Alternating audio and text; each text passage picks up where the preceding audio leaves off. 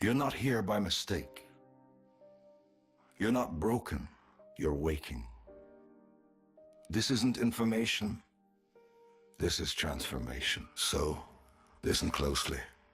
Not to learn, but to remember who you always wanted to be. Let's begin. Listen closely, not to learn, but to remember who you are already. Welcome to the School of Spiritual Elite, and I'm your host, Afam Shihiri. Such a joy to have you in this company. And today we are diving into an interesting conversation where you're going to learn something interesting. You're going to learn that you don't fail because you're incapable. Many we have been taught, especially in schools, that your limitations is of who you are. But I want to break it down today that that's been a lie. They have lied to you all along. So you don't fail because you're incapable. Rather, you fail because you stay loyal. I'll repeat it. You fail because you stay loyal to an explanation that keeps you safe. This is who I am.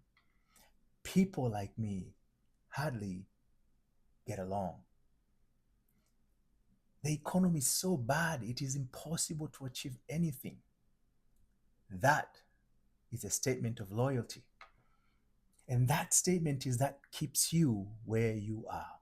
Today, we are using an ancient scriptures and the story of a man who climbed a skyscraper without ropes to show you how you must be. I'll repeat again. So we're combining two stories, a story that is an ancient story and a modern story. And the idea behind it is simple. It's to be able to show you how exactly what you must leave behind in order to rise beyond where you are. So when we're looking at this particular conversation here, I want to take you back. I've done two episodes on this matter, but I want to take you back briefly without going too deep because those two other episodes explain this even in depth. There's this conversation. Most of us have taken it as it's about marriage. Does that make sense? Most of us, you've been, a man must leave his house and cleave to his father's house and cleave to his wife, and together they'll be one. And so we celebrate, and there's nothing wrong with that. But I want to burst the bubble for you today, as I have done in the previous two episodes, that it is more than just that. That is what they have lied to you. And so, therefore, you haven't benefited from what actually that text offers. But here's the fact. I want to this story uh, is Alex is an amazing guy, and I would love to have him in this episode. So if you know him in some form, just let him know that I'm looking for him, and I would love to have this conversation because he inspired me. I was sitting on a chair watching him climbing that Taipei 101 building. I don't know if any of you have watched it, but it's one of those fascinating. I watched it when I assumed it was live. So it was live because Netflix was saying it was live. So I was watching it as it was happening. The tension, because I didn't know what happened at the end. It's one thing when you're watching something that is already being aired or happened, even if they say it's a live event, but or you have an idea what the end is. But in this case, I didn't know what the end. So I was in the edge, taking one step at a time with him as he was climbing. My stomach will churn and I will close my eyes and I will walk away from the room just so that because it was so tense, I'm like, oh, this guy is crazy. But there he was, like a little cat, just take one step at a time and keep moving, climbing and climbing. An amazing journey. But for most of us, we saw what happened at the moment. What I want to share with you and bring you along is what I learned from just watching that, what we'll call behind the scene. 10 years ago, this gentleman called Alex, he looked at that skyscraper For most, if I was there, I'll be like, what a piece of art. What a beautiful structure that has been put here. And I will be marveled by those who had envisioned it and saw that it can go to be what it is. But for him, that was a piece of rock that was meant to be climbed, to be conquered. Same thing, different perspective. I would admire it as something that was created. He will admire it as something he must conquer. How is that so? How is that so? That we can look at the same thing, but we have a different perspective and understanding of what that is. Most of you, as it was for me, definitely will be like, wow, what a piece of art. And we'll take pictures and selfies and share with others. I'm in Taipei 101. But he looked like, wow, I can conquer this. But that's what life is. And that's what makes it beautiful about life. And the more you understand what I'm about to share with you, the more you will appreciate that life is to everyone. Because we tend to fight so others can be like the way we see life. And we do that so often as of lately because we have access to social media, to instant presentation and everything else. And that have made everybody a microphone. Every phone has become a microphone that we can share and shout and every like and everything else. But in this very simple, practical application, we can see that one person saw an art, another person saw a challenge. He didn't take a microphone to prove to us that that is a challenge, nor can we take a microphone trying to prove to him that is an art. Once we understand that we can coexist in the same sphere, same space, to express ourselves in that space, beauty happens. Because as I was watching, I was both entertained, intrigued, as well as inspired by his actions. There he was. He's doing his thing. He's doing his thing. He's not trying to convince us that that is a challenge. He's doing his thing, and we are watching, and people were lining in the streets, and those were taking shots. Everybody else was involved in their own capacity, and it created a beautiful moment. And that is true about life. It is not meant for us to change others, but it's meant to change ourselves so we can further express the real us. The real you can be expressed, the real you can be seen, so others can marvel for who you are. So, how is that compare to this concept of Genesis? And why this story? Because each and every one of us, I believe, we have that Taipei 101 standing before us. For some of us, we'll look at those challenges and they will crush us. For some of us, we'll look at the challenges and we'll admire them. And some of us will look at the challenges and they will inspire us. But each and every one of us are looking at the same Taipei 101.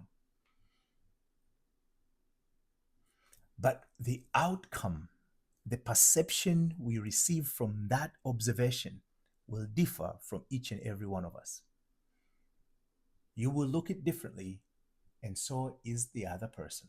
And it will not do us justice if I want to convince you that Taipei 101 is a piece of art, is a structure to marvel about, or a challenge to conquer.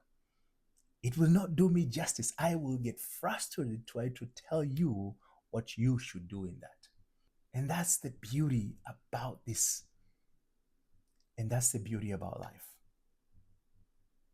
So if at any point in your life you ever wanted more,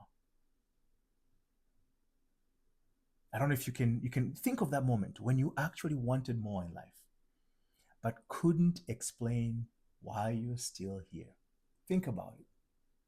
Where you wanted more in your life but could not explain why you are still where you are, that you are not where you want to be. Stay with me. Because in the scriptures, it is said, a man must leave. Of course, some says his father's house, his parents, his house, whatever the case, and cleave to his wife, and they shall be one. I've already broken down what a house is, what a father's house. I've broken down about a wife, what it means, and what it means for a man. Because in that story, it's not about a single man as an individual as we know it today. A house, think of it. In a previous conversation, I talked about this experiment. Today, here where I am, outside, it's slightly warmer, but there's still snow on the ground. And here I am inside with my t shirt. The house has become a space or a structure that keeps me contained or away from something. It is that structure that keeps me away from something. And by being in this house, I was able to turn the heater. And because the heater is on, my experience is different than if I would have been outside. So that's critical. And my behavior here will be different. So one of the element of the behavior is I am wearing short sleeves t-shirt. I am wearing light clothes versus being outside. I would have wore a much heavier clothes. So you can see by being in a house, it gives me a different perspective. Take that example even further. If I am sitting in a house and another person in another house, but the second house does not have heating system and it's cold outside. When you see me in this house where a heating system is working properly, and you see of another person or even myself, I went to that other house where the heating system is not working to par, my behavior within the house where the heating system is working will be different from my behavior where the heating system is not. I still remain the same person. But what changes is the house I occupy within, the house that I live in. That house will dictate my behavior because it provides particular conditions. So here with the lighter clothing, while on the other house where it's colder, guess what I will do? I will put a little bit of layers of clothes, long sleeve. Maybe I might have my gloves on, and some shoes and heavy clothes in order to stay warmer. And that behavior is different if I am outside the house where the cold is. One person, three distinct conditions, different viewpoint. Even if you say it's two different people, three distinct environment, and guess what? Still different behavior. I went to visit a friend one day, and it was quite cold outside. Not only that there was snow on the ground, it was actually frozen, really hard like a rock. It was in the lower tens, so it was about 8 or something degree Fahrenheit. So it was definitely cold. And the friend had just moved or visited from, they had not moved, but they visited from Florida. They've used to a warmer weather. And not only that, they've visited from Florida. Often when it's colder in Florida, which would be fairly reasonable in Minnesota here, they usually travel out of the country to a much warmer temperature. So this particular person was not used to a colder temperature. When I went to visit them, they had rented a house just briefly to stay when they came to visit. Because I asked if they can come over or we can meet somewhere. They're like, oh no, no, it's too cold outside. I'm not getting out. I'm like, oh, you came to Minnesota at the wrong time. Regardless, I showed up and met with them. But I walk into the house. I didn't have my jacket. It was cold enough, but I didn't have a jacket because I got the car out of the garage, which was warm, drove it to their house, and I'm gonna park it by the street, which will be just like less than a minute walk into their house. So I'm like, I hate usually to because by the time I turn on the car, the heat is on, and I have layers of jackets. I feel hot, and I gotta take them out while I'm driving. It's too much. So what I did is, I did what was simple. I just took off. I mean, I had a lighter layer of jacket, and I went on. So I walk into the house, but I had my long sleeve on, regardless. So I walk into the house, and it was hot, really hot. I was like, oh my God, I can't even breathe in here. I'm like, what are you doing in this house? I had an undershirt, and then I had a excuse me, long sleeve on. I had to take off the undershirt to stay with the to take off the long sleeve to stay with the undershirt. And I'm like, man, you this is so hot. He had put the temperature to 95 degrees. I left my house. The temperature dial was at 72. He had 95. Same state. Yes, different houses. But he saw the weather that is so cold that he lifted up his temperature where he is at 95. And I walk in, I can't breathe in that house. I was planning to be there for about an hour or so. I couldn't even stay for that long. We chat a little bit. I said, I just came because, man, it's too hot. Even after taking off, I'm like, I'm burning here. And he's like, oh, you can't believe this is really nice. What's wrong with you, Alpha?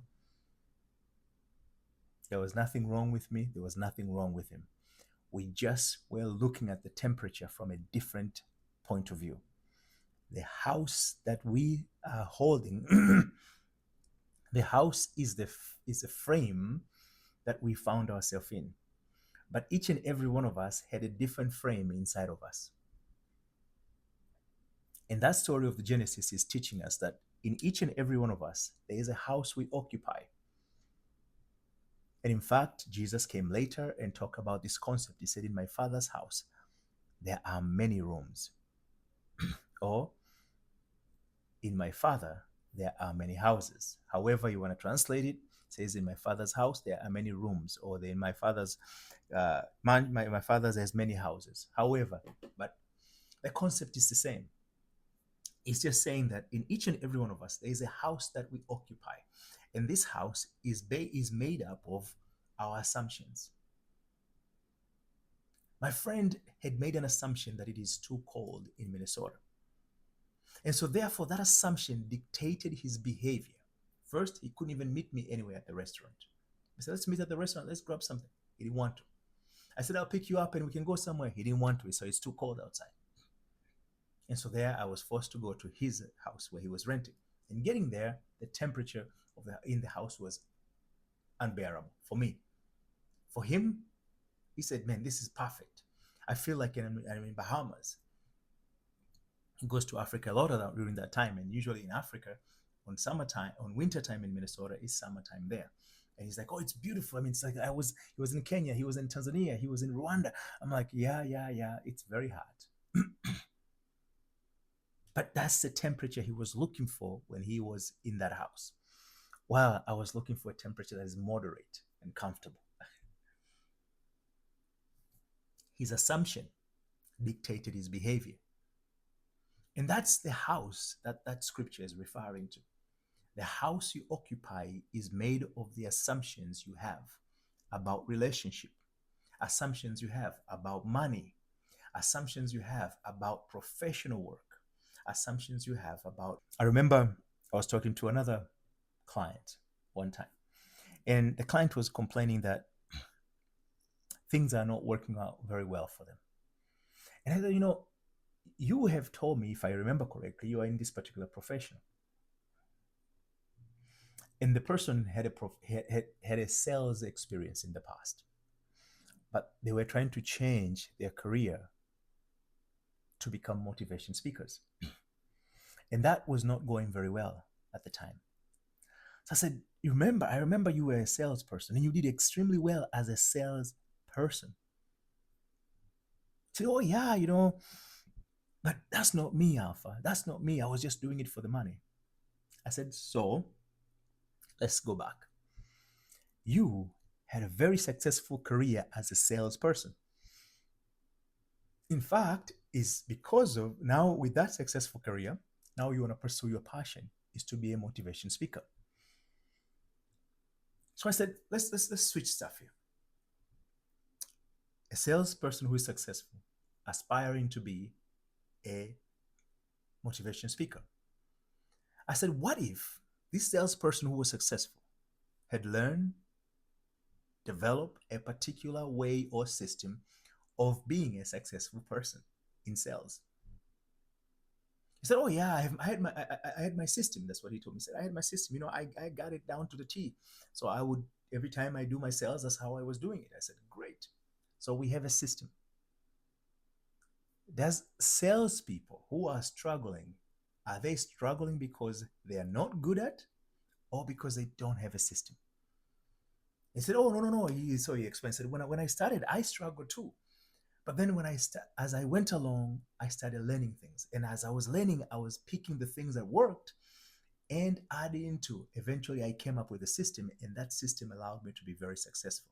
I said, bingo. So you have a story, I told him. He said, oh, yeah.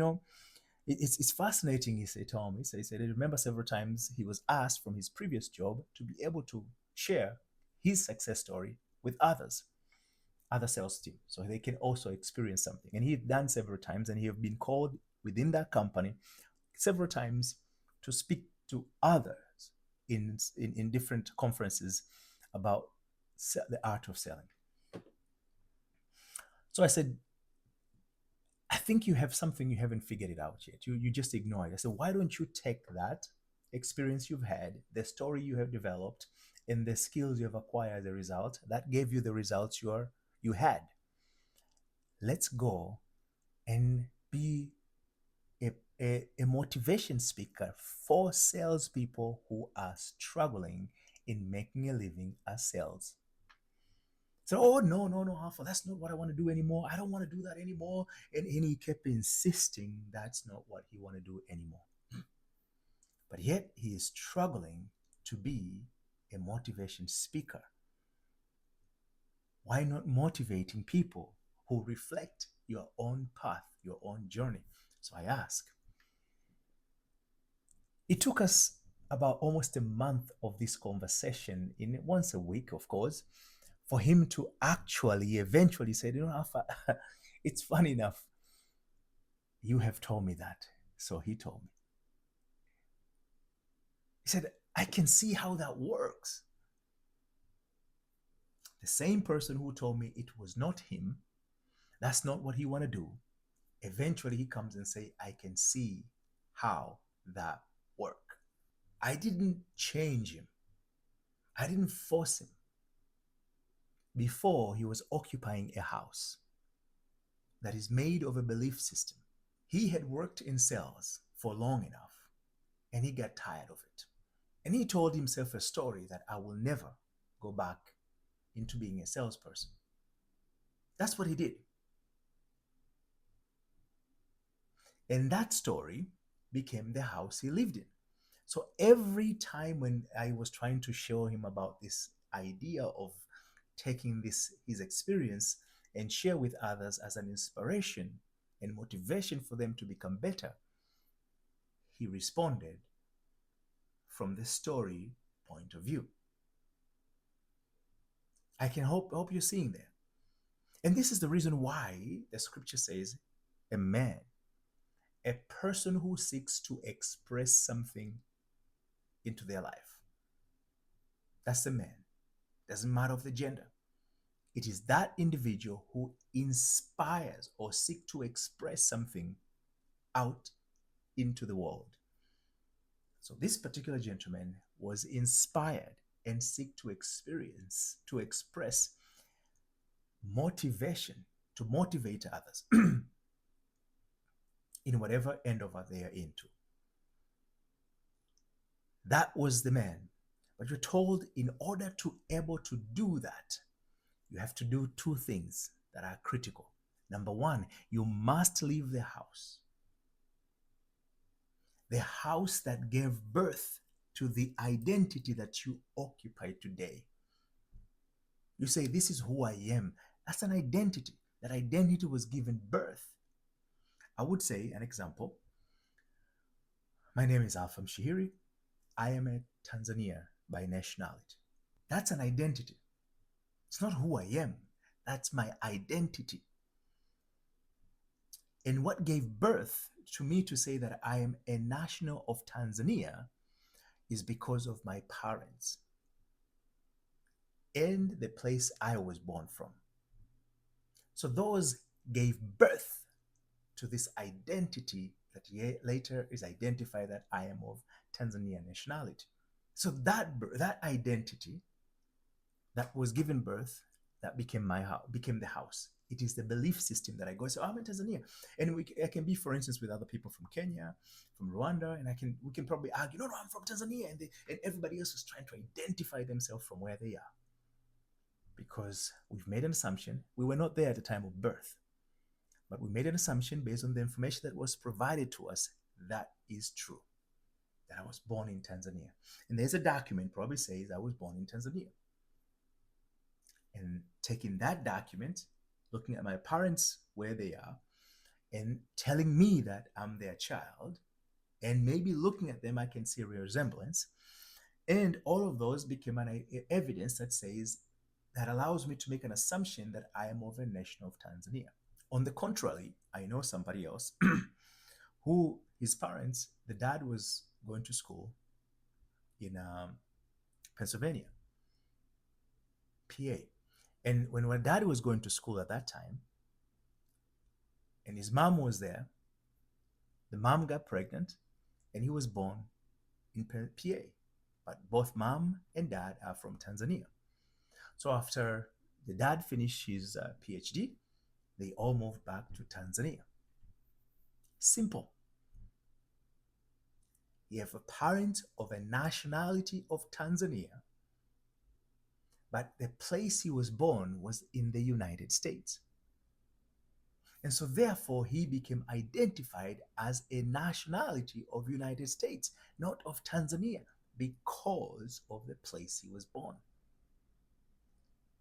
And when after growing up, he discovered that identity based on the assumption that the parents said you were born in PA, which is part of the United States. And that assumption led him to believe or to assume as a citizen of the United States.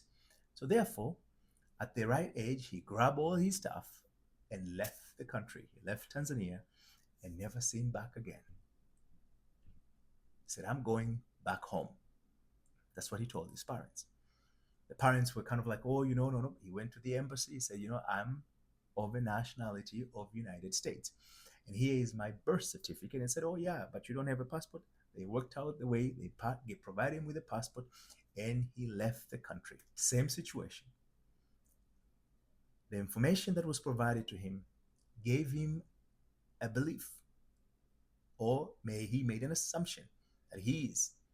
And his assumption served him well, because he was able to live to where he called home. And he went to the United States, and apparently, unfortunately, the parents never heard of him anymore after that. He was so determined. Of course, they talked here and there, and then eventually the communication becomes pursed, and eventually they never heard from him. That was it. He changed his name. He changed everything else. He said, I don't want to hear about Tanzania. I don't want to be a Tanzania. I want to be a citizen of the United States of America. So his behavior was different because of the identity he acquired that was born out of the assumptions he made. So for that gentleman who kept insisting that, no, I'm not going to do sales, he had acquired an identity. An identity doesn't mean I'm saying this is who I am. To say this is who I'm not is also an identity, because I'm differentiating myself from a particular to a particular. So he kept saying, I am not. In essence, he kept saying, I'm not of this, but I am this, of this. And the only time that that made sense is when he left that house, that identity. So you must leave the house that bores you, that gave birth to you, that gave birth to the identity, to the assumptions that led to the identity. A lot of people say, I can't do this. The other day, we had a problem with the stove. My wife, she's been saying she called the person to come and change several times. The person comes and change and it breaks again. They change the burners, they burned out again. And they said, oh, you guys are doing this. And they went back and forth. And I'm like, I don't know what's the issue. So I was quiet. But a second burner went out. And my wife was like, this is just ridiculous. We've got to change the stove and everything else. And I'm thinking, yeah, that maybe that's a way. But then I thought of something. All along, I kept telling myself, I can't touch it. I don't know how to do that.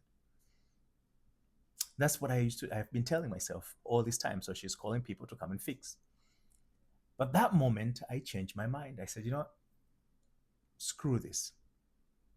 I said, I went to look at the burner. I said, if the burner keeps burning, I must have to replace the burner. But I look and then there's a place where the burner connects. And I said, maybe something is wrong with this. If the burner keeps burning, maybe it's in the connection.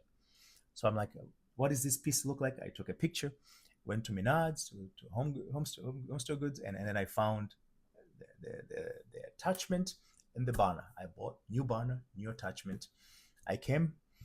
Yes, it took me about an hour and a half or two to figure it out, to unscrew the old burner. I have to make sure that I have the right screws and tools and everything else. Eventually, I took the old burners, took the old socket, rewire everything all over again.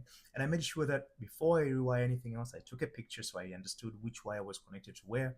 And then I brought the new wires, did the connections, and voila, it worked. But what changed? This burner did not just went out. We've replaced it several times.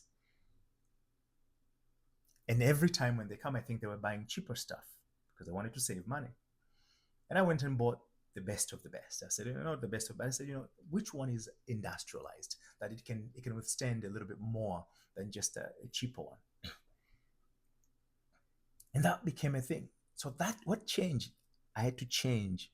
I had to walk away from the assumption I don't know how to do it. That was the assumption. That's the story I told myself. I don't know how to do it. And because I created that story that I don't know how to do it, that story had to be manifested. That's the bottom line. We're always telling ourselves a story. Same thing the other day, I was talking to a friend. He's a urologist. And in our conversation, I said, we were talking about, because I said, in my conversation, I spoke to a lot of men. And I found out, and I spoke to women as well, wives in a sense in that case. And they talk about this issue of lack of sex in their marriages. And men will say, some of them will tell me they haven't had engaged with sexual activities with their wives, maybe a year or two. One of them actually was extremely long, for 5 years. I'm like, what does your wife do with that? But most of them, when they're saying that that's an issue, their sexual activity is slightly less. So I was sharing this observation that I've seen with a friend of mine. Like I said, he's a urologist. So we were talking and he said, what? He said, the biggest problem is not actually erectile dysfunction. That's what he told me. He said, the biggest disruption is the assumption the patient makes. I said, what do you mean? He said, the assumption the patient makes is the biggest obstacle, because something happened. They heard it, or actually there was a lack of performance. Maybe they were stressed out. They were not feeling well. And maybe they have other conditions, medical conditions, that led to a poor performance. And that poor performance, they target or connect it with erectile dysfunction. And now they become embarrassed and they create a story that I can no longer function properly. That story becomes the anchor that forms their identity. And it's from that story, because they have built an identity, they find it difficult to perform. And eventually they are diagnosed with a full-blown erectile dysfunction. So, in an essence, the stories we tell dictate the behaviors we exhibit, and so therefore the experience we have. And this is what happened in that scripture. It says you must leave that house. That belief system must be abandoned. He's not talking about fixing it. And that's the thing, that most people were trying to fix the mistakes. I found myself in legal trouble and I was trying to fix the things that I saw broken in the matter against me. And it cost me dearly because I was trying to fix every little thing. No, that's not correct. And we spent hours and time to be raged just to try to fix things.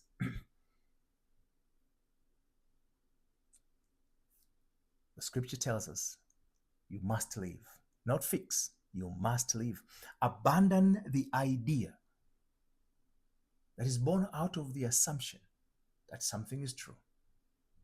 But when you do so, the second part you're told, you must cleave. Cleave to who? To your wife. And who is your wife? Yes, there is a concept called wife in the society today, as it was then. But that's not what they were referencing there. They are referencing this progressive forward movement concept. You must cleave to that which moves forward. A wife is supposed to move you forward. That's what they saw as a society.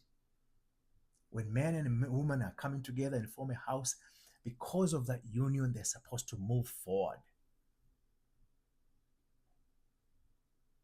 So that's what the author borrowed or carried, that concept of movement forward, and said, you must cleave to that idea that is designed to move you forward. Cleave to it and you become one with it. In an essence, to become one with something, you have identified yourself as such.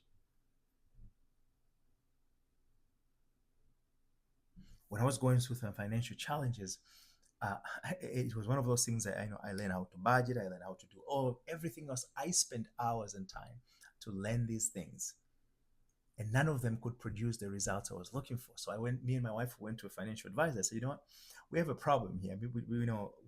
I'm making a significant amount of money, but I don't see where it's. I have a budget, but I'm stressed out.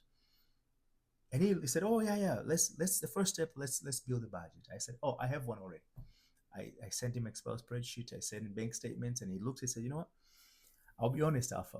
You're the first client I've ever had who comes here who already have a budget. And this guy is dealing with wealthy people, way wealthier than I could ever be.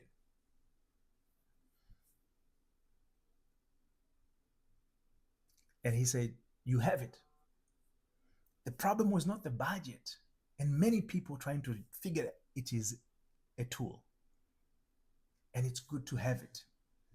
But you have to do more than just having a tool. You must leave your house. Your financial woes is not because lack of budget. It's because you have made some assumptions that dictated your behavior that led to the experience financially that you're having. A financially successful person have made some assumptions in his or her life. And those assumptions were integral in helping shaping that person's behavior. And those behavior produce the experience one has. This is what is happening. And that's what the scriptures is teaching us. It's providing this beautiful, but it's not about just having the idea. So I want to be wealthy. It says you must cleave and become one. To be one with something is to start identify yourself as such. So people who are married, they'll be say, I was single, and say, now I'm married. they identify themselves with that union that has been established. Very, very important. You don't just become because you're wishing. And that's the problem that we're seeing in any other society where people aspires to be. There is no shortage of desire. There is no shortage of aspiration. What they lack is the system that allows them to live the house they have built, that gave the identity of who they are today. Provided they haven't left that house, they cannot acquire the wealth that is already theirs to enjoy. And that's what I learned. And therefore, so I had to go through a process of modifying my thinking, adapting new way of thinking, and incorporate that new way of thinking into my habit. In the days of in the days of John, the kingdom of heaven is taken by force. So the scripture says. And John is that wild man. You are in a wild life where you are not living consistent with your interest. In that moment, you must take that which you want by force. You must use attention, and determination to be able to set your gaze into the thing you want to have. It's not done because you have prayed all day long. It's not done because somebody laid hands on you. It's not done because you go to church or you go to mass. It's not done because you are a reputable person. That's why you see people who are seen as outstanding citizens. They do all these things on the front end side. Suddenly you see like, I can't believe that's what was happening. Behind the scene, they are doing terrible things. They are doing everything else. They are not terrible people. They want to do everything consistent with what is norm. So they spend hours and time and effort to create the image, but the identity that made who they are remain to be relevant. They stay in their father's house. The identity that was those assumptions that bore out the activities, the behaviors that led to the identity. So the scriptures is very, very clear here. One must live. Today you're sitting there wondering how your life has become. You might be feeling devastated. Maybe you even don't want people to know your darkest secret and you don't know how to walk away from them. The simplest way is apply the formula that is well put together in that particular scripture. You must leave those assumptions. And Apostle Paul came and said, you do not conform to the pattern of this world. The pattern is simply the arrangement of thoughts, which is arrangement of assumptions. You should, if they are not consistent with your interest, you should not come into an agreement with them. You should not allow that identity that you have made in the past to continue, that covenant you've entered to continue to foster in your life. So instead, you must be transformed through the renewal of the mind. And that's where the cleaving and be oneness come to play. That is the formula for everything in your life. If you can master that formula, I can guarantee you, life will be much easier than you've ever thought possible before. So today, I just want to ask you something very simple. I spent hours to put this together so that you can benefit from it, to share that experience that I have based on things that I learned, so you can speed up the transformation process that I had. And I'm asking you to do something simple. Just share this video with somebody else. Even though you say you don't like them, because you never know what they can add into your life. But most important, you gotta abandon that hate. You gotta abandon that disappointment that you've had in the past, because that becomes the house you occupy. And so therefore, share with everybody. so that many people can hear this message. And as many people can hear this message, it allows my videos that I create for you to go farther than they have ever been before. I appreciate even you hanging with me here for this long, but I even more appreciating for you to share this with others so they too can hear this message. Like, subscribe. But above all, I want to give you something of a great value. I've created a very simple tool that you can use it from broken to power. It's a tool that you can test what I call a pattern that most of us exhibit, which forms an identity, and that identity becomes the house we occupy. So you can start learning how to, when you learn the identity, you say, okay, that's my house. Okay, now I know. You know, there's a song, it's my house and I live here. And we sang this song over and over, but we're not saying those words, but we are carrying that message. This is who I am. This is how life is. This is I am. And we make those statements that defines the house. And you say, this is my house and I live here. So this tool is free, confidential. I ask you just to, the link is below. Check it out because it allows you to know the house that is yours today, that you live there. And you can learn to rebuild a newer one. Thank you very much for taking this time with me here. It's been a pleasure. And as I've asked, subscribe so that when I post new valuable video as this, you can gain information. And you can find me in other podcast platforms like Spotify, Apple, Amazon, and many others. Same life, new eyes. Until we speak again, this is your host, Alfam Shihiri. Nothing to fix,